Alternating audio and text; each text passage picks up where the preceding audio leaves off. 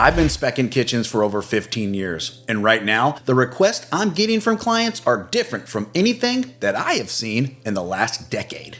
Not just one or two things shifting, the whole conversation has changed. But here's the thing, one of the 7 trends has a catch that nobody in the design content space is talking about. It looks incredible. It's showing up on every mood board. And there's a version of it that is going to cost you significantly more than you budgeted for if you don't know what to ask before your contractor prices it out. Let's get into it. Number 1, warm wood cabinets are taking over from white. For about 15 years, the answer to almost every kitchen question was white cabinets. White is clean. White is timeless. White goes with everything. And for a long time, that was true. It's not true anymore. Or at least, it's no longer the whole answer. According to Howe's 2026 Kitchen Trends study, wood cabinets have climbed to the top spot over white for the first time in years. Nearly 3 in 10 renovating homeowners are now choosing wood cabinetry, and white has declined for the first time in over a decade. That's not a small shift. That is a market turning. What is driving this reaction to cold, sterile kitchen aesthetic that dominated the last decade? Homeowners want warmth, they want character, and white paint doesn't give you either of those the way that a natural wood grain does. The species showing up the most are white oak, honey maple, believe it or not, and natural walnut. All in medium to lighter tones that feel current without going so dark that they date quickly. And from a contractor standpoint, wood cabinetry done right, it's not a trend. It's a return to material that was a standard in luxury kitchens for 100 years before white paint became the default. A white oak semi-custom cabinet in the right profile holds its value in a way that a trend finish doesn't. If you're planning a kitchen renovation in 2026 and you're defaulting to white because that's what you've always seen, it's worth looking at what wood does to a room before you finalize that order. Number 2. Two-tone cabinets done in the right way. The two-tone kitchen, different color or finish on the uppers versus the lowers, has been talked about for a few years now. What's different in 26 is that it's moved from a bold choice to a mainstream one, and the formula has gotten more sophisticated. The version that works is warm wood lowers with a painted upper in cream, warm white, or a grounded color like sage or navy. The island in a contrasting material, either darker wood or a solid color, becomes the visual anchor of the room. This approach solves a real design problem that full white or full colored kitchens have always had. Everything reads the same visual weight, which means the room feels flat. The contractor reality on two-tone is that it adds complexity to the cabinet order and the installation. You're managing 2 separate SKUs, potentially 2 different lead times, and the paint schedule that has to be coordinated. In a semi-custom build, the price difference between a single tone and a two-tone cabinet package is anywhere from $3,000 to $6,000, depending on the size of the kitchen. And that's before any custom color matching on painted doors. It's worth it when it's done intentionally. It's not worth it when it's done because someone pinned a photo and didn't think through what the 2 finishes were gonna look like in their actual space and lighting. Number 3, the statement island. Kitchen islands have been expanding for years, but 2026 is the year the island stopped being a storage solution and started being an architectural centerpiece of the room. About half of renovated islands in 2026 now exceed 7 feet in length. Designers are experimenting with curved edges, waterfall countertops, contrasting stone, and island bases that look more like furniture than cabinetry. The shift is in how people use kitchens. That's what's driving this. The island is where people gather.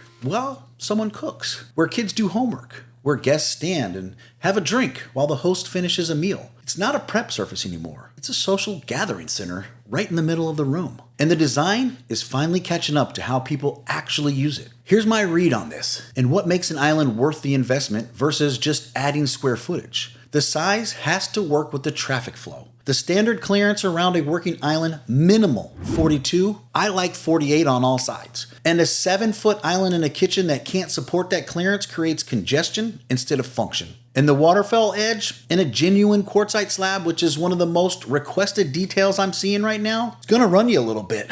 the material alone's going to cost, and the fabrication and installation, but it's a beautiful detail. Know what you're committing to before you approve that drawing. Number 4, layered lighting that goes beyond recessed cans. This is one of the most impactful and the most under-budgeted upgrades in any kitchen renovation.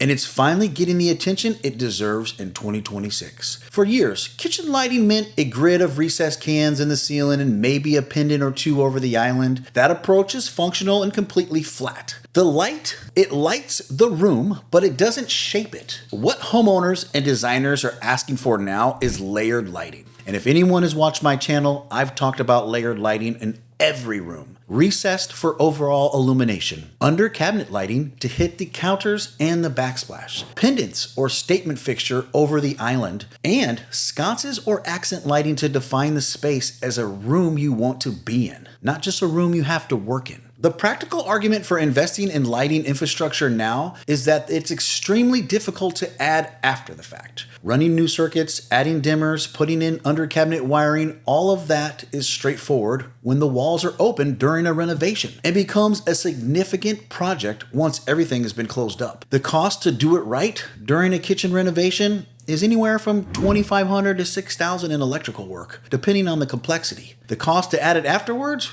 2 or 3 times that, because of the patch and paint and the work required to access everything after it's closed up. Do the lighting right the first time. It changes the entire feeling of a room, and it's the detail that professional photography picks up immediately when the house goes on the market. Hey, before we keep going, let me tell you something real quick. The most expensive mistakes in any renovation don't happen during demolition. They don't happen when the tile goes up or when the cabinets get installed. They happen before any of that. In the conversations you have before you sign anything, when you don't know what questions to ask, and your contractor isn't going to volunteer the answers. I put together a free renovation playbook from over 500 completed luxury projects. It covers exactly what your estimate is probably missing. The things that show up later as change orders, surprises, and budget overruns that nobody warned you about. Kitchens, bathrooms, living rooms, the 3 spaces where most of the money goes and most of the decisions get made. It's completely free. Check the link in my description. Go grab it before you talk to anyone. Number 5, color that actually commits. The all-white kitchen is not dead, but it has serious competition for the first time in a long time. According to the NKBA's 2026 Kitchen Trends Report, green leads among designers at 86%. Blue, close behind, at 78%. And these are not saturated high-risk colors people worried about a few years ago.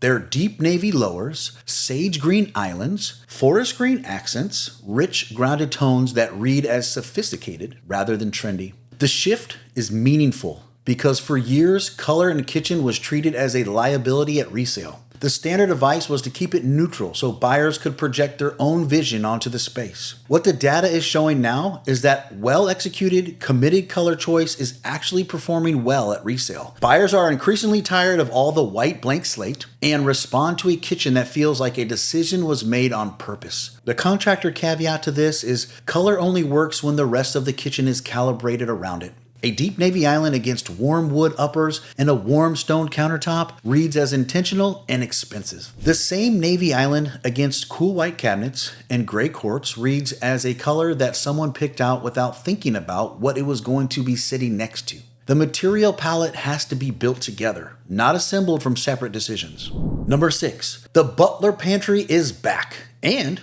it's doing more. This one thing has been building for a few years in the luxury market. And in 2026, it's crossing into mainstream renovation conversations. A Butler Pantry, which is a secondary prep and storage space that connects the kitchen to the dining area or living space, is becoming one of the most requested features in any kitchen renovation with the footprint to support it. The reason, it's functional. The main kitchen can stay clean and presentable, while the real prep work, the mess, and the small appliances, the half-drunk bottle of wine, happens in an adjacent space, closed off behind a door. For anyone who entertains, it's a genuine quality of life upgrade. For resale, it's a differentiator. In a market where most kitchens are working with the same layout, what makes this narrative bomb, I mentioned at the start of this video, is the cost reality that most homeowners don't see coming. A Butler Pantry that's built with intention, meaning proper cabinetry, a secondary sink, counter space, and adequate electronics for appliances can run you anywhere from $15,000 to $60,000, depending on size and finish level. That number surprises almost everyone who asks about adding one, because it looks like a small room in the plans. But it's a fully finished, fully plumbed, fully wired secondary kitchen space. The cabinetry alone in a well-built Butler Pantry can run you anywhere from $6,000 to $15,000. Add plumbing, countertops, electrical, and finish work, and this number starts to grow fast. Know what you're actually building before you commit the footprint to it. Number 7, integrated appliances and the hidden kitchen. The last trend is the most expensive one on the list,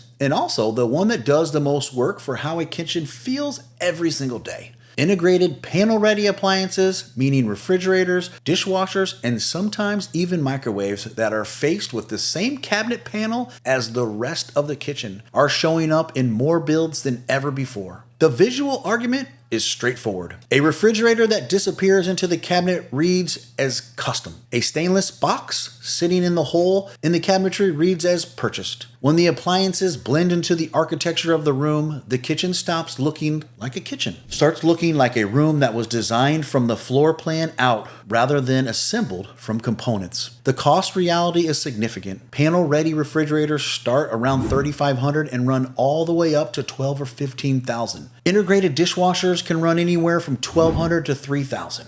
And the cabinetry surrounding integrated appliance has to be built and installed with tighter tolerances and a standard so the cabinetry runs and the labor is going to be more. None of that is a reason not to do it if the budget supports it, but it's a reason to plan from it from the beginning of the design process rather than trying to retrofit it into a cabinet layout that wasn't designed around integrated appliances or your budget. Here's the takeaway. What connects all 7 of these trends? They are all moving in the same direction, away from the generic and towards the intentional, away from the builder grade blank slate toward kitchens that reflect how specific people actually live and cook and gather. The white everything stainless appliance recessed canlit kitchen is not going away, but it's no longer the default answer for someone spending real money on a real renovation. The market has moved, and the kitchens that are performing at resale right now are the ones where somebody made a real decision on purpose in every room. Spend smart, don't just spend. Drop a comment. Tell me which one of these 7 you're planning to add to your kitchen, or which one surprised you. You guys know I read every single comment and try to respond to as many as possible. The Renovation Playbook is in the description. Free, built from my experience. Hit subscribe. A lot more like this is coming at you. And I'm Blake. Thank you for watching Built by Becker.